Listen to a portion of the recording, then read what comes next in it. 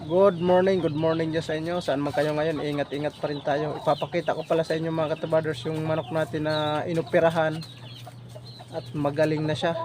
Dati ang laki ng tibak niya, ngayon wala na siyang tibak. Hinihintay na lang natin na gumaling yung sugat niya talaga ng diretso. Ito mga katabaders, ipapakita ko sa inyo. Kaso hindi natin na ituloy ng nakaraan ng paglaban kasi nga nagkaroon siya ng tibak ng maliit sa may talampakan hanggang sa lumubo. Yun ang ginawa ko, inoperahan ko yung talampakan yan. Kinuha ko yung tibak talaga. Ang laki ng tibak na nakuha natin dyan dahil nga tinanggal ko yung laman talaga na bumibilog sa ilalim ng talampakan niya. Kaya kung mapapansin nyo, yung kaliwa niya lumiit na kasi mahirap yun maglaban tayo na may iniinda yung manok, hindi talaga yan papalo ng maayos. Tsaka okay na yung galaw niya kasi nga 2 linggo na yun na inoperahan natin, di na siya lumubo talaga. Ang ganda na ng galaw niya, nakakalakad na siya ng maayos. Yung iba naman kasi ayaw talaga mag-opera ng tibak sa may talampakan dahil nga lumulubo daw. Ang pag-oopera kasi mga katribaders, hindi ko naman to ino-offer sa inyo talaga na gawin nyo to. Kapag nag-opera kayo ng manok sa talampakan, lalo na yung malaki na ang tibak, tanggalin nyo yung laman na bumibilog sa ilalim ng talampakan niya kasi yun ang nagkakaroon talaga ng infection sa paa niya kasi nga laman niya na tumitigas. Kailangan nyo kunin yon, pakakuha nyo, gamutin nyo at saka tahiin ng maayos. Huwag nyong hayaan na pakakuha nyo ng tibak sa may paa nakatiwangwang lang ng sugat.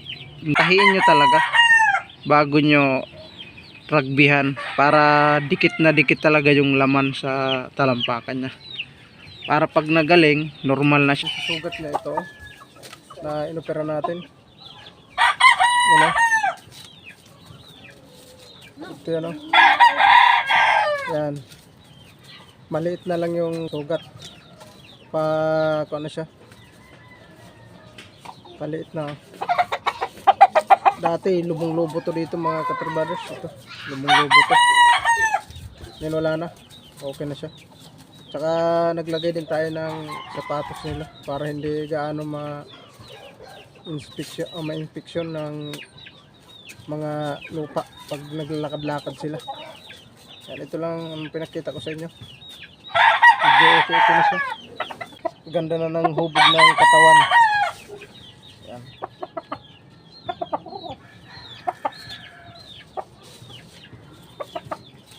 So hindi muna natin to ilalaban dahil pagalingin natin ng maayos bago natin ilaban to. Ito na rin yung pakpak niya oh. Tapos na rin kasi ito makalagong, ganon din yun sa ano. Ganon din to mga katrabaho. Tanda ng mukha oh, mukha niya.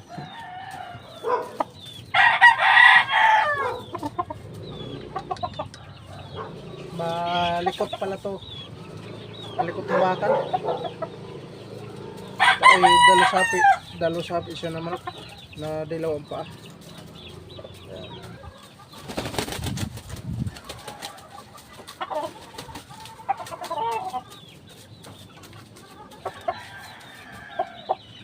Mga brothers, kung may mga tibak yung mga manok nyo dyan, lalo na yung mga panglaban yung mga katrabados, pwede nyo operahan.